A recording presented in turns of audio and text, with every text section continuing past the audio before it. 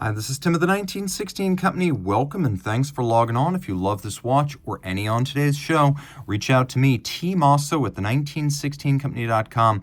These watches are in stock and for sale. We buy, we trade, we sell. So if you want to start a discussion, reach out to Team Mosso at the1916company.com.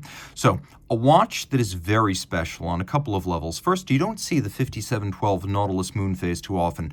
You see it even less often in white gold.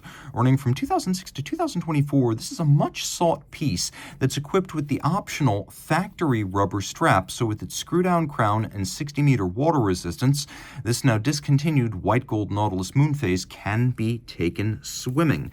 So 40 millimeters in diameter, it's about 8.8 millimeters thick and about 45 millimeters from lug tip to lug tip. So it's got a really nice fit to it. I've often said that the Nautilus chronographs and the annual calendars feel almost like a Nautilus offshore in terms of their size and weight, whereas the 5711, 5811, and the 5740 as well, and the 5712, they feel more like the standard jumbo. So this feels a lot like a 5711 on the wrist, though it is heavier in white gold. Now you can see it's got a gray dial with the lateral striations, white gold hands and indices, well loomed, 60 meters water resistant, and you can see across the top, it's about 45 millimeters across the wrist. So if you have a wrist of 14 centimeters circumference or larger, this is going to fit really nice. We'll do a loom shot so you can get a good sense of how the watch looks in the dark.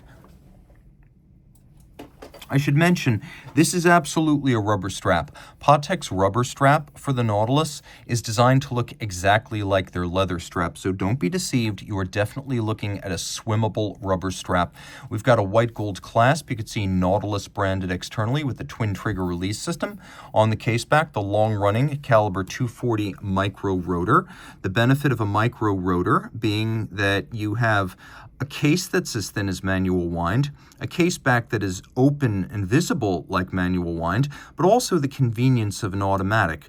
So here you can see we have a free-sprung Gyromax style balance, 22 karat gold micro rotor. We have the Geneva hallmark, as this is an example of the watch built between roughly 2006 and mid-2009. Because 2006 is when it came out, and mid-2009 is when Patek rolled over to the Patek Philippe seal. You can see case finish is excellent. The forms are all full, symmetrically shaped. The bevels are sharply defined and partitioned from the satinated elements. Fun fact, the original one-year-only 3712 had a 60-meter rating, water-wise. The subsequent 5712 also had a 60-meter rating despite gaining a screw-down crown, so I suspect this rating is actually a little bit conservative. But let's say you want more water resistance. Let's say you want a lot more. Well, in 2018, Blancpain gave us this. This is the 50 Fathoms Grande, a watch with a big date, reference 5050. It's basically the reference 5015 in titanium, but it gains a date that for some reason, a lot of people find more favorable than the conventional 430 50 Fathoms date. And I will say the dial is more balanced. For one thing, you have a larger, more visible date, so in as much as a sports watch is all about legibility, it makes sense on that level. It's perhaps also a little bit poetic, with the ballet of the two synchronized digits taking place every 24 hours. It's certainly a more interesting date, that's for sure. The watch, technically speaking, does not change, so it's still 300 meters water resistant. It still has this lovely cambered sapphire over the bezel, a crisp and well-defined 120 click action, and because all the lume on the bezel is protected by the sapphire cap, the whole bezel can be loomed. Take note, even though it's not running, I should have wound it a bit more, all three hands are loomed, and you can really easily distinguish the luminescent index of the bezel against the minute hand. There are some watches, very few, that have all-night loom. This is one of them. Another quality that I enjoy on the titanium 50 Fathoms of this generation is that the satin finish makes it a little bit more subdued. It is still a 45 millimeter watch, but without bright polish, it doesn't look as large. It certainly doesn't look as gaudy as a standard 5015. Now from lug tip to lug tip, it's not as big as you think. It's 50.5 millimeters, which means that when I throw this on my wrist, it's a great fit. Yeah, I know, there's now a 5010 that's 42.3 millimeters, but when the 45 fits this well, it is not mandatory. If your wrist is my size or larger, there is no reason not to opt for the older, larger case size, especially if you want this distinctive and exclusive double date, not yet available on the 42.3. So this is a really special watch. Sailcloth strap, nearly indestructible. I would say these last 5 or 10 years, maybe 15, but the truth is I've never seen one wear out. So as far as I know, this is basically a forever strap unless you sever your arm or do something crazy. You can see it's fixed to the case using screws and bars, very secure, no expense spared. Taking a look at the movement, you can see it's the 6918B, but it's basically the 1315 with a big date, which means 3 barrels, 5 days of power reserve, bevels a mile wide, which I love, the distinctive snailing across the bridges, solarization on the ratchet wheel, which I also love, free sprung for shock resistance, 6 position adjusted, 1 more than a standard chronometer, and an anti-magnetic silicone hairspring. All screw heads black polished, and you can see these bevels are really broad. And while I have no doubt that some sort of mechanization is involved here, the fact is they're as broad and rounded as some of the finest hand bevels, and the same treatment is bestowed on the jewel sinks, which I really appreciate. This is decoratively a lot better than the Royal Oak Offshore Diver. And those two companies, Blancpain and Audemars Piguet, they're neighbors in Les Brassus. AP should copy more from Blancpain's playbook. Beautiful watch, a fantastic diver. Really a fantastic everyday watch. But if you can't ship 45 millimeters on your wrist, or you have a taste for something a bit more compact, here is an old school Bremont. Now in 2017, the Airco Mach 1 debuted, and it's got everything that people love about pre-reboot English Brothers Bremont watchmaking. So made in the Greater London area, but with a COSC certified Swiss movement, ETA 2892A2, 100 meters water resistant, 40 millimeters in diameter. You can see nice and compact with the distinctive triptych case, and there really is quite a bit to this. As you can see, this is probably the best angle. The lugs, see how they're not physically attached to the case flank? So the canister that holds the dial and the movement really is separate from the structure of the lugs, which allows the lugs to be both sculpturally distinct, but also tapered rather dramatically, so ergonomically the watch fits quite well. I'm pulling it tight, making it look broader than it is. It's really quite compact. You could wear this on a wrist of 13.5 centimeters circumference. It's quite low slung, and with the screw-down crown, 100 meters, it is well loomed. You'll find there's absolutely no shortage of luminescence on this dial. All 3 hands, the numerals plus the indices. It's got a little bit of a 1940s aeronautical watch aesthetic to it, and that is the idea. Nick and Giles English, the founders of the company, they are English, by the way. They are vintage aviation enthusiasts, so they're also enthusiasts of vintage pilot watches. And if you like the subdued look, you can see, except for a few polished highlights, this is almost entirely satin finish. And while it's not indestructible, you can see there's a little divot on the bezel, it does use the company's surface-hardened steel, and while any hardened steel can still dent under sufficient pressure, the surface-hardened stuff tends not to scrape, scratch, or swirl, making it a little bit more durable. And you have this lovely DLC coating, which is highly scratch-resistant for a tonal contrast and profile. Just a really nice watch. This is a great graduation watch, a milestone watch, a great way to get into British watchmaking in the modern era, and a great just one watch. If you want to have one watch for life, this is a great way to do it. A lot of fun. And while it doesn't cost any more than comparable Swiss watches, you won't find too many British-made modern watches that are this affordable. Take a look at the hands, too. That might be my favorite feature. You can see the hour and the minute hands. They're beautifully brushed like stainless steel to reduce glare. Okay. When it's a Zeitwerk, I know what you guys want to see. Now, this is the rarely seen platinum model. So 42 millimeters in platinum, I see far fewer of these than the black dial white gold model. There's the triple jump. You could see it is an imposing thing on both sides. And also important here, you can see this is the latest generation. So you have the upgrades that were made on the Zeitwerk date starting in 2019, and they are significant upgrades. First, about the remontoir system. It always topped off the energy driving the balance wheel every minute, but there is now less fluctuation in the amplitude of the balance from minute to minute. So within that minute that the balance is running off of the energy stored in the accumulator of the remontoir, there is now less fluctuation of the balance amplitude, so it becomes an even more consistent timekeeper. You can also see we have an all-new architecture to the barrel with 3 screws fixing its lid and then a golden chaton at center. The architecture is a little bit cleaner. The bridge for the remontoir no longer has a broken arrow aesthetic to it, and you can see that we have fantastic double solarization on the ratchet wheel here atop the barrel. Get a little bit closer and you can see that the ratchet wheel and all of the intermediate wheels, including the click and the, I guess you could call this isn't so much, this is almost like a secondary ratchet wheel, as the primary ratchet is adjacent to it next to the click. But look at all those micro beveled teeth on every single one of these intermediate click and barrel cover ratchet wheels. Deeply impressive stuff. The other big change, and this is a big change, is that we get the hour jumper from the Zeitwerk date, which allows us to more easily jump from hour to hour rather than having to ratchet our way through every single minute of the day to get to the other side of the clock if we need to.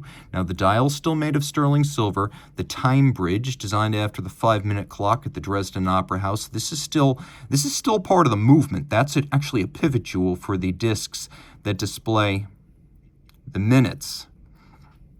And then this is German silver, but it's been coated with rhodium to make it a different color than the more traditional champagne-colored nickel, copper, zinc German silver with the copper expressed. You can see the finishing is outstanding. The wheels and ratchets, the black polished screws, the fired blued screws, the freehand engraved cock for the escape wheel with its mirror polished cap, and the balance cock with its mirror polished swan snick fine adjustment, free sprung balance, overcoil hairspring, 5-position adjustment. You could see streifen or stripes across the bridges because we're not in Geneva, we're not in Switzerland, we're not going to call them Côte de Genève. You can see the beveling is beautiful and broad. And then you could also see that the steel bridge for the remontoir has satin brushed finish on its narrow top and then mirror finished beveling on its edge. This watch is simply, well, inclined to spoil you for refinements. It's almost an embarrassment of riches. It is big, I will admit to that. And you can see that the watch in platinum is also very heavy. But I think there's something wonderful about a super heavy, high luxury German watch made of platinum. You always know it's there, and it's always reminding you, even sight unseen, how special it is. A deeply impressive watch. Another thing worth mentioning is that now that we have the new barrel architecture, it's actually 2 barrels, you get 72 hours of power reserve. So unlike the original Zeitwerk, which had a manual wind 36-hour reserve, here you now get a solid 72 hours or 3 days. And in case you wonder, yes, there is a hacking or stop seconds function, and it is lots and lots of fun to play with the watch endlessly. I will never get tired of turning it back 1 minute before the jump of the hour and then running it through the change. Also, the feel of winding a Zeitwerk, it's like nothing else in the industry. There's so much resistance from those mainsprings, and they give you a firm and decisive jump. Boom, just like that. Sometimes less is more. At Ulysse Nardin, there were 2 types of watches made in the 2010s. There were those that were extravagantly oversized, eccentric, and geared towards the Eastern European market. And there were those that embodied the Ulysse Nardin aesthetic of the 1980s through late 1990s. This San Marco Cloisonné enamel is of the latter variety. In platinum, a 30-piece limited edition from 2010, it is a certified chronometer just over 10 millimeters thick and 40 millimeters in diameter. It has a welded lug case assembled the old-fashioned way, individual series numbering to remind you of the plaques with the series number of Ulysse Nardin's classical navigation clocks or marine chronometers. And on the dial by Dans et Cadran, which would later be Ulysse Nardin's Dans et Cadran, their in-house partner for enamel dials, we have a gold base on top of which little cloisons or gold wires have been applied to create the forms of the image. So the landmass in the background, the contours of the waves, and of course Admiral Nelson's flagship from the Battle of Trafalgar, HMS Victory. I believe it was, I want to say, October 21st, 1805, Trafalgar, the decisive naval battle of the Napoleonic Wars between Admiral Nelson's British fleet and a combined fleet of French and Spanish men of war. And of course, he died in battle, but he lived long enough to know that he had won. So not only do we have the little gold wires shaped by hand to create the outlines of the figures, but different colors of glass-based paint, different weights to create the shading and darkness, and then also different blendings to create the intermediate colors have been applied by the enameler. And so with both Cloisonné and enamel, you have an incredibly challenging work of art to make. No two, even amid the 30 editions, no two of those 30 will be exactly alike. This is a truly handcrafted type of artisanal effort. And you can see little white gold cabochon for the hours, leaf hands, and a movement that is an exceptional chronometer. Now you might say, Tim, that looks like an ETA 289282, and you're right. But when a company is really proud of the performance of its adjusted movement, it will request the full-length chronometer card, not just a COSC certification, the full-length chronometer card with every test and the margin of performance and passing by the movement in each test. And this movement, tested through 2 weeks of the COSC, through the 3 temperatures and the 5 positions, had an average daily variation of plus 1.5 seconds. Remember, you can get a chronometer card if you're -4 +6 per day. This averaged 1.5 seconds gained, and you will get the full chronometer card when you buy this watch. So not just a work of art, but an incredible expression of the réguleur's art, the réguleur being the person responsible for ultimately regulating the watch. Sometimes that's the assembling watchmaker, sometimes that's a specialist. But in this instance, the results were spectacular. And you can see that ultra-white platinum case, truly a sight to behold and very heavy on the wrist, but also very flat. So it's graceful, elegant, minimalist where it pays to be minimal, and then maximalist where you want the craft arts. This is an incredible opportunity for someone, a watch that will never age one day, a forever design. Here's something you will not often see, but since my company, the 1916 company, owns de Bethune, we occasionally have a chance to offer something spectacular, like a factory pre-production prototype, and that's exactly what we have right here. The original prototype of the DB25 Power Reserve, and you can see right there, prototype. So you've got a number of elements that are very different. You've got a flat hairspring, unlike any I've seen on de Bethune's using this 2024 caliber. You've got a prototype of what appears to be the 2016 balance, but made with a different shape to the wheel, different geometry to the masses, and rose gold rather than the later white gold masses. Forgive the sticker on this case back, it's got some dust on it. But the movement itself in detail is a little bit different than the production version. The dial is a lot different. The production version of this dial would be fired blue. This one is bare titanium. The production version would also feature metallized application of the minute track and the numerals, whereas here you can see they've been engraved and lacquered. You can also see that the minute track has been brushed, whereas on the production version it would be media blasted.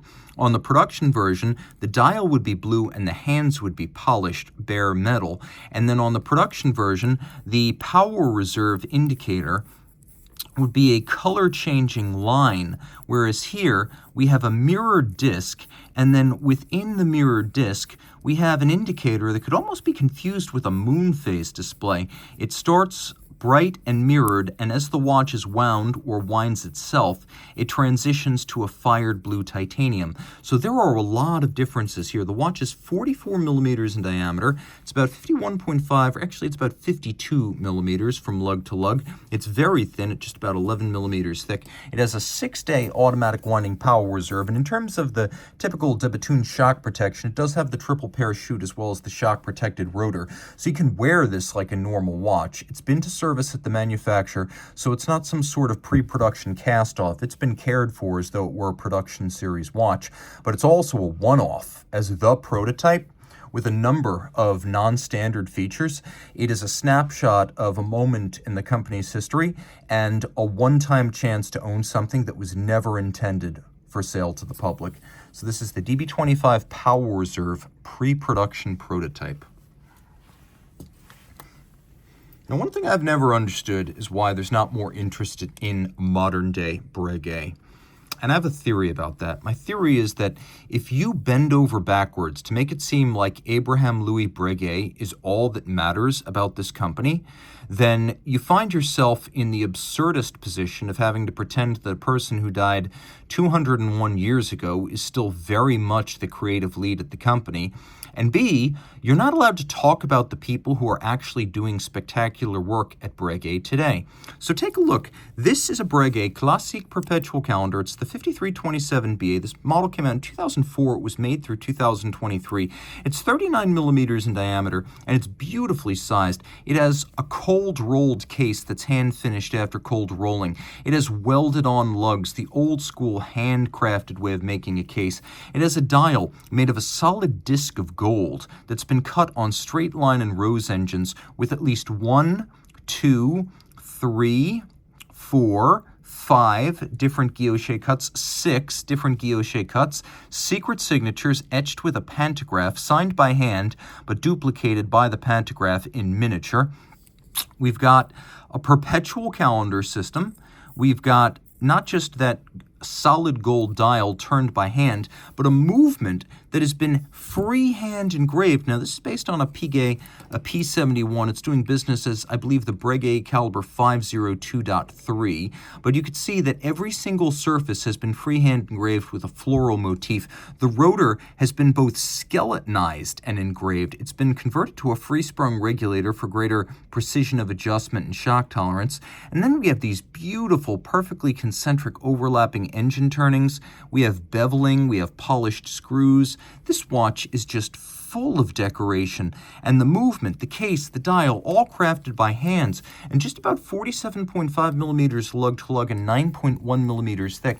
It's a beautifully sized watch. When dial, case, and movement are equally works of art, and you're getting a high complication with an autologerie base movement and a complication module to match, this should cost as much as an equivalent Patek Philippe. Now, if this were something like, I don't know, a 5160, it would cost about $175,000 pre-owned.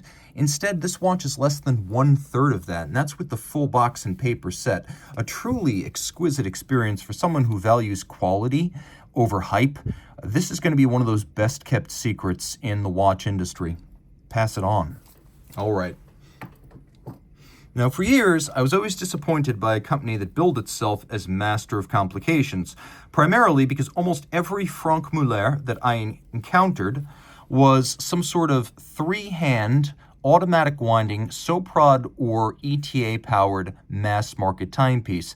But the diamond cabochon on this crown should give you a hint that this platinum, Franck Muller, truly lives up to its billing. Part of a series launched in 1996. This one was not sold until 2003, and you could see that it is series number 1. You are talking about the Franck Muller Imperial Tourbillon Repetition Minute, tourbillon regulator and minute repeater in platinum.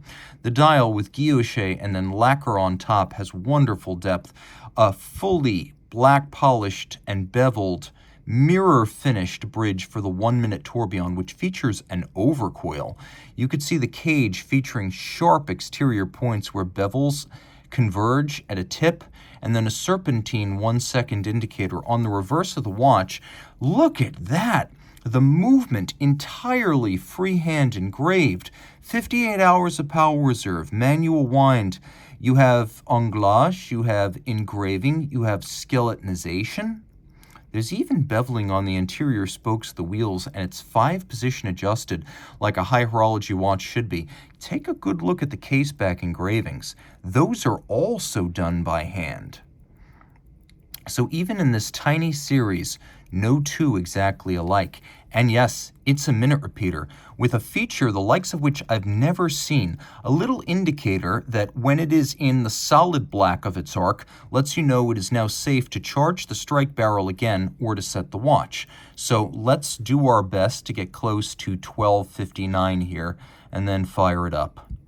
And it is a little bit soft, but its tone is excellent. It's a little bit soft because it is a platinum cased repeater.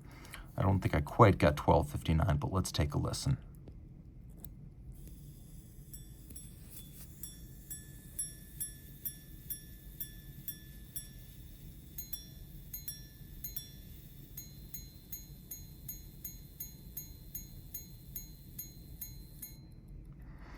And you could see those strikers beautifully polished on their tops and beveled to points on their edges. You can also see, we'll do this one more time so you can see how the complication works here, but that little strike barrel indicator lets you know when it is safe to use the strike or set the time.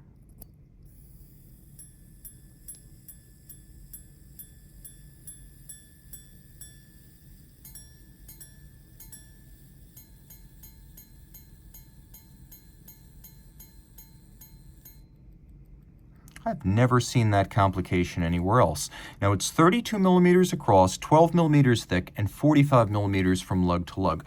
So this mastery of complications is available to many masters of many different wrist sizes. It is beautiful. It's the Curvex Centre case that Muller first proposed in the 80s. And it's the dial-side tourbillon that likewise he made famous in period. His pioneering work is rarely discussed these days, as his tenure at the company bearing his name ended about 20 years ago, if we're talking about in earnest. But when this was developed in the 90s, he was still very much at the helm. Before F. Pigeon, before Zeitwerk, before MB&F, before de Bethune, before most of the chic independents of the modern day, there was the first truly successful independent watchmaker, Franck Muller, and this watch is an ode to what he did best. If you love this or any of these watches, reach out to Team Mosso at the 1916company.com for purchase and pricing details.